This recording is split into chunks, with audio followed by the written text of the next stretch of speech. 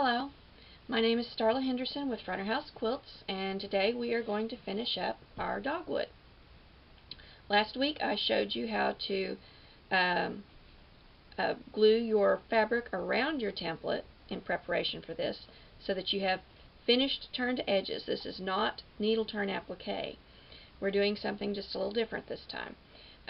This is a technique that I've been working on, and as I've figured new things out, I'll be telling you. But this is how I made this quilt using this technique. And today we are going to first glue baste all of these pieces together, so then you've got them all together ready to hold in your hand and quilt. Sew together, not quilt. Okay, what I like to do is I get my pattern that I got my that I use to make my templates, and I've numbered them A1, 2, 3, 4, 5. And I've even got one in the center. And if you're doing the whole pattern, when I did this, all of my flowers were a different letter. But when I'm doing it one at a time like this, this is the way I've been doing it. So here we go. I'm going to lay the first piece down, and it's A1, and all of its edges are turned. So then I'm going to take my glue, because for this one I use just Elmer's school glue, just regular glue, and I've put it in a bottle that's got a very, very fine tip to it. And I'm going to squeeze out the glue, just a little dot or two, not very much. I'm going to show you right here. Okay, and I think for filming purposes, and you may want to do this too, I'm going to get just a little bit of masking tape here and glue my template down. That way my hands maybe won't get in the way. And it keeps your pattern from shifting on you. I've had a little bit more trouble with that, simply because because I've been showing it to you guys. Just a little bit of masking tape. Put it down there. Then I'm going to take the one that's next to it, the one that I glued that side, and it's A5. And I'm actually gluing an under to an over. And I'm going to place this template, this piece, to where it matches. It's laying right on the pattern. The lines are. I'm going to press that down. Okay. Got that there. Now, the other side of that is A2. So I'm going to take this, do another dot of glue, just a little bit, and take your time with this. You don't want too much glue. And that's why I use this. It doesn't get quite as goopy. And when I was taking my pieces out, taking the paper out, after I've got it appliqued down, it was a little easier. I'm going to press that in place. So I've got two unders. Right now, because you're working in reverse, your unders are on top. Your overs are on bottom, so it's a little backwards. Okay. Alright, now I'm going to take the next one. Once again, I'm going to put my glue just like this.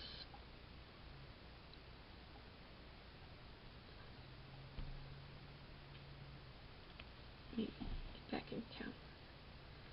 And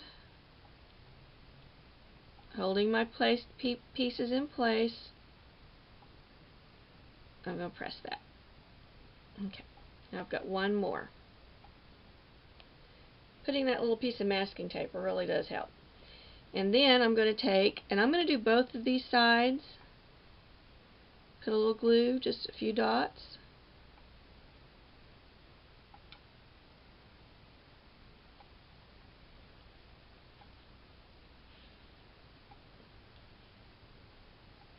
And on this one, I've decided to wait until I get everything placed before I go and iron it. And I think it's working better.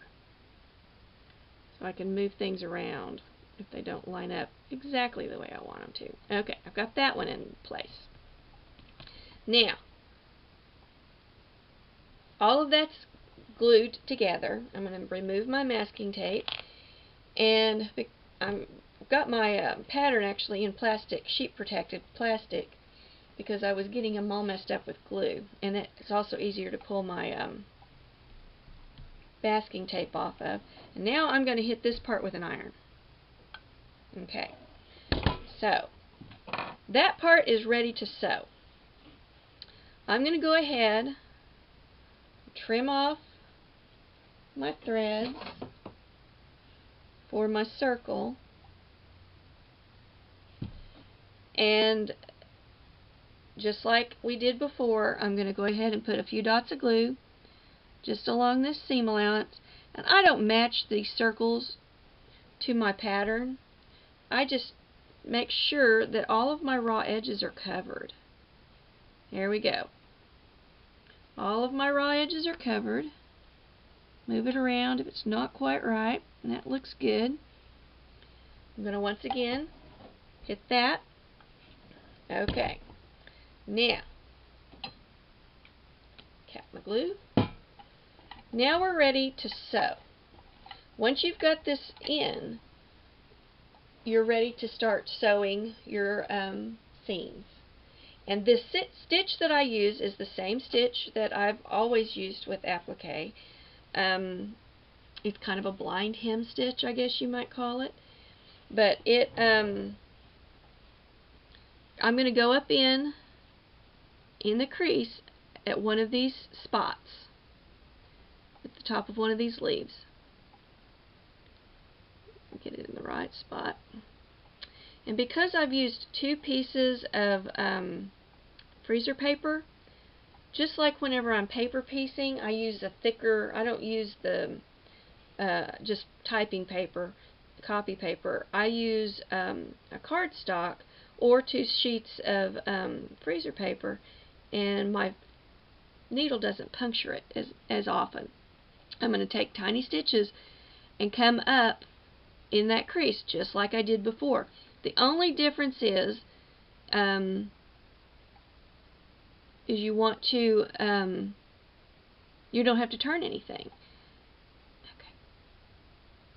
Here we go. I'm going to just keep right on moving. And you're going to just do all of your seams just like I'm doing here. All of the places that you glued, all of these little turned edges, you're going to then sew down. And if you've got thread that matches, you can just keep right on going around this. This is kind of dark, so I may actually have to change thread. But it matches the bottom, so I may not. You can just keep going right around here and then up here and knot off. And then I'll find another place and I'll do the same thing. I'll go as much as possible. I shorten my seams by doing that. But you're going to sew all of these little seams in, and then you'll be through with your dogwood. So that is how you sew together this flower. You're going to sew all 3 of them together, get them all ready, put them aside, and because we still have leaves and stems and a vase to make. And once we get everything made, then we'll start sewing them down and playing with the background. So this is Starla Henderson with Front House Quilts. This is how you make your sew together your dogwood flower from our summer sampler. Be sure and look me up on Facebook, Front House Quilts, and look me up on YouTube. Subscribe to me. Thank you for joining me.